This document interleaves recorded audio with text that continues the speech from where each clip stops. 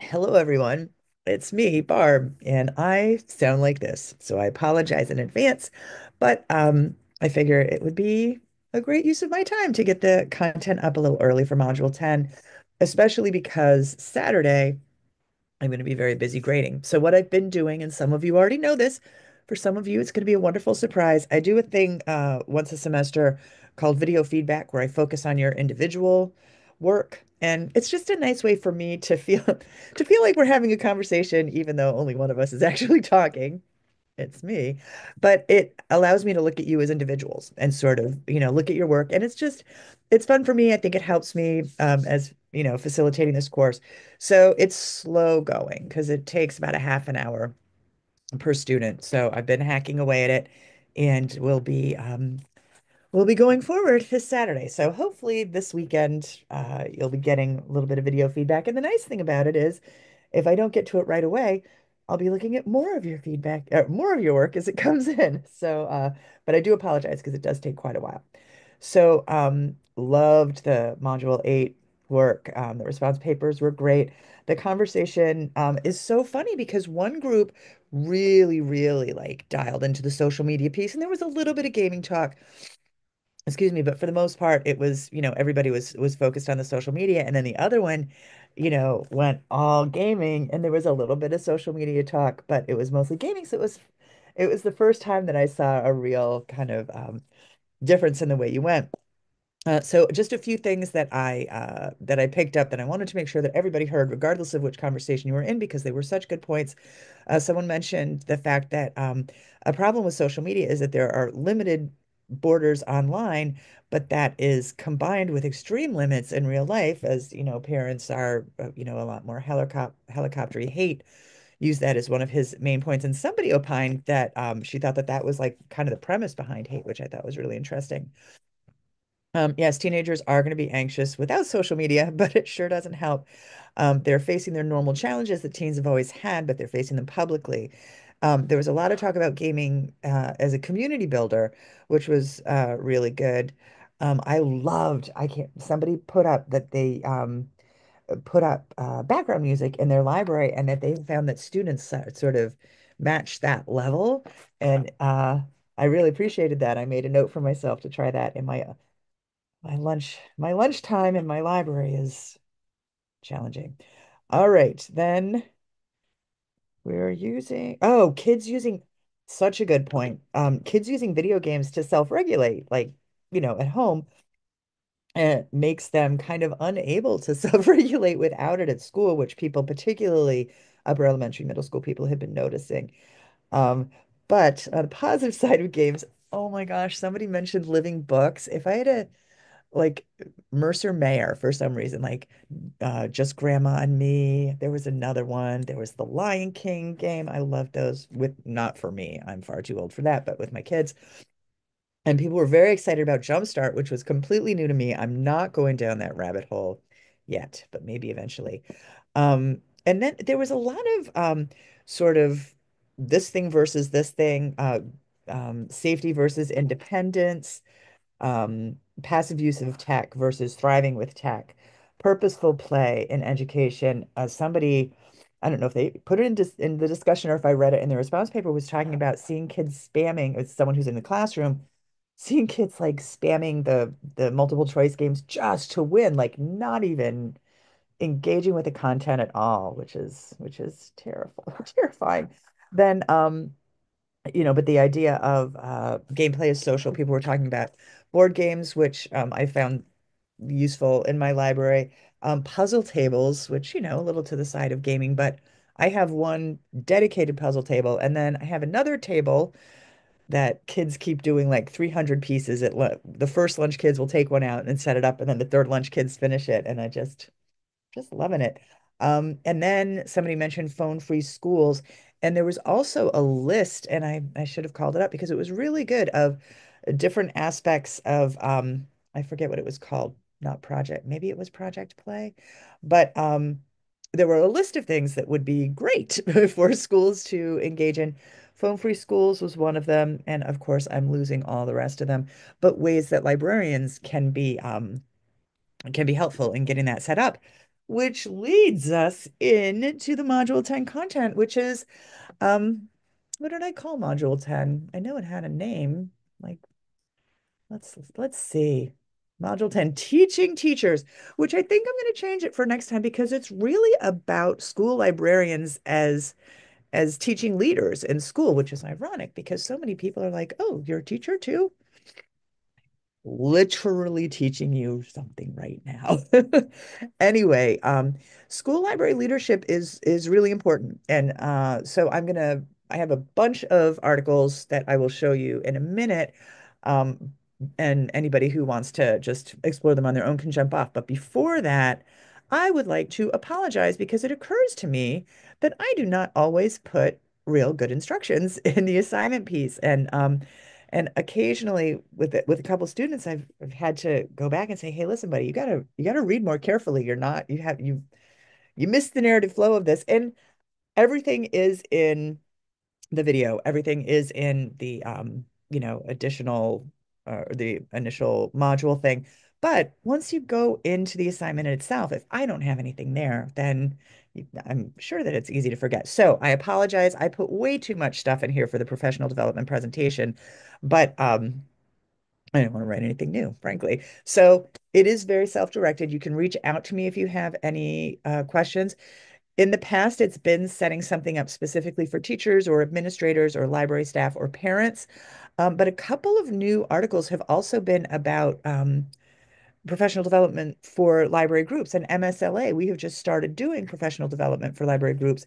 I've been teaching professional development for school librarians with some consortiums in the past, just for English language and multilingual learners and kids with special needs, specific to that. But there's really, because we're so weird, because we're so often the only one in our district or definitely in our building, um, sometimes in our district, it's hard to do school library professional development. So if you want to investigate that, you can. But honestly, what most of what you'll be doing is training teachers and occasionally parents, if all goes well.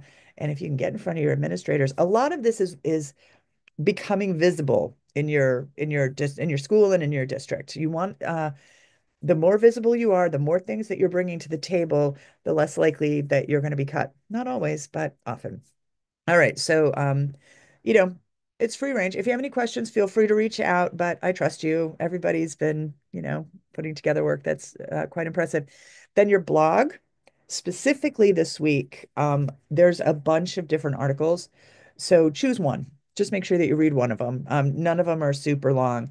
And then, why did you choose that one? What's the main thrust of the article and what did you take away from it? Just so that, and you can plunk that into the discussion too if you want, so that your classmates can see what because not everybody has time to read everything, especially when it's a big project week, which this is. You can also just back to the professional development presentation, feel free to partner up for this. It's a lot more fun for most people, and it just gives you, it's it's less grading for me. Not that that should impact you, but the more collaboration that you get used to doing in the program, the easier it's going to be when you get into your library if you are not already there. All right. Now, those of you who are who are tired of hearing me talk, believe me, I understand. I'm just going to go through these articles really quick and give you an overview and then move on with our lives. So the first one is Grassroots PD. This one's brand new, and this one is talking about how librarians, Casey Boyd, who I've met in person at AASL, she's so fancy, how librarians can build PD sort of collations amongst themselves and where you can find stuff there. So, and there's also a nice set of books here too, if you want to look at that. So that one's really nice. Then we've got Helene Blowers, and this is God, I think it's like 2003 or something, 2008. But this is so it's 23 things. She did this Web 2.0 tutorial that was completely self-directed, that looked at all these different web things, and she had like badges and stuff. And it's basically the template that I used, gosh, 15 years ago, maybe, to start writing this course. The idea of being self-directed, the idea of exploration as a learning thing. So I have a very soft spot, and it's a great article. She's a fun writer. All right, then we have Courtney's introduction to the many faces of school library leadership. And this is you'll see in the table of contents, chapter 8 is Staff Development, Teacher Librarians as Learning Leaders by Janice Gilmore C. Remember that name. So here's just her like, rah, rah, let's go librarians, let's be leaders. If you're interested in reading that, it's kind of short, but makes you feel good about your job. Then we got Gilmore C's chapter. It's less than 10% of the full thing. It's, I forget what that's called. Copyright. Oh, Sorry, you guys. I'm a little sick. Fair use. That's what I was trying to think of. Anyway, so chapter 8 is staff development, teacher, librarians as learning leaders. And this is again, I'm not sure when this is from, maybe 2012. I put it down here. Nope. Up here. There we go. 2010. So, but honestly, it still pretty much tracks.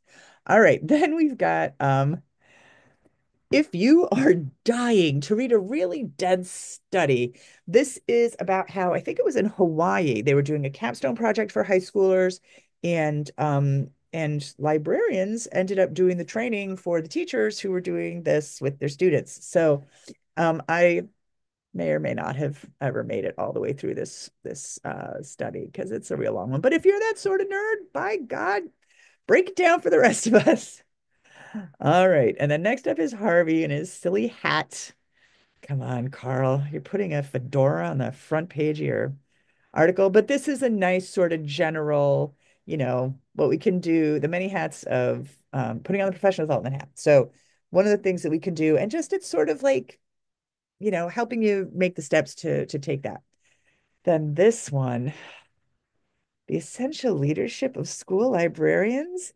Oh, International Literacy Association. You shouldn't have. This is just lovely. It made me feel good to read about how, the International Literacy Association perceives us as people who, our job is leadership, which is just lovely. It doesn't have a ton to do with, it mentions professional development in passing, but it's mostly just about different ways that we can be leaders. Then we've got Keeling, which is AASL's planning guide, a district approach to powerful professional development. And I believe that this is also, more about school librarians being able to find professional development for themselves, which is an important aspect. Not so much what we're focusing on this week, but is still something that we need to know about. And then Stevens is Welcome to your post-coronavirus school library. And this is again sort of a leadership thing. Like, what are we doing? Um, Assuming the mantle of leadership. So not so much having to do with what you're building as far as your professional development goes, but heavens, I'm so sorry. Something good about us as leaders. And then finally, this is a PD that I did on visual literacy with my friend Alex, who's the middle school librarian in our district. And it was really fun. So if you want to look through here, this was a lot of PD is a PowerPoint, and this one we made it's entirely self-directed. We like gave everybody this sheet. And so like the first thing, sorry, I'm just so proud of us. The first thing is a video, and then we reference okay, sorry with that, janky. Oh no, we got rid of it. And then the last piece refers to the video. Like, I don't know. If you want to take a look, you can. I'm pretty proud of it, but don't feel like you have to, if you've got other things to do. All right. I believe that's everything I've got for you. So I am going to stop sharing, and then I'm going to end this. So thanks for your work. I will see you hopefully individually in the grading process, and then also on the discussion boards. If you have any questions about the project, reach out, let me know. Oh, Fooey Magooey. Well, it's in the module. I'll add up top. Make sure you get your copy of Catalog It, because that's next. That's next week. So hopefully you've already got it, but I will maybe I'll send out an email about that too. All right. Anyway, have a great week. Bye.